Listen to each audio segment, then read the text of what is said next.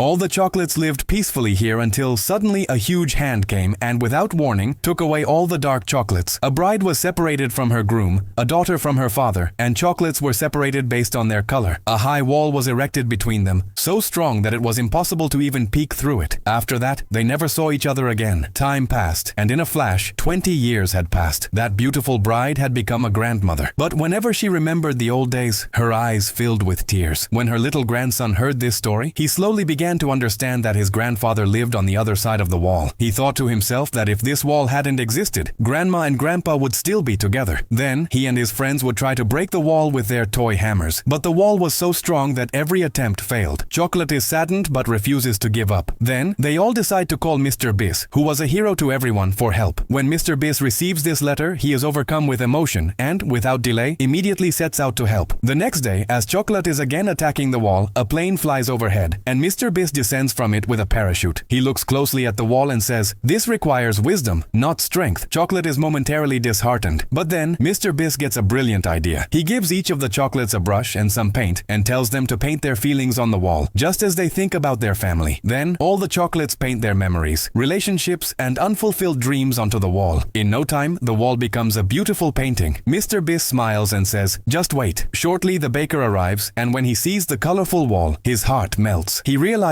that the wall wasn't meant to separate everyone. Without a word, he removes the wall, and the worlds on both sides are reunited. Everyone runs to meet each other, laughing and crying. The chocolate stands silently for a moment, then runs with everyone else. Grandma, standing there, is in tears because she's finally reunited with her husband after so many years. Just then, the baker arrives again, this time with a new white wall. But when he sees all the chocolates lined up in a heart shape, he changes his mind.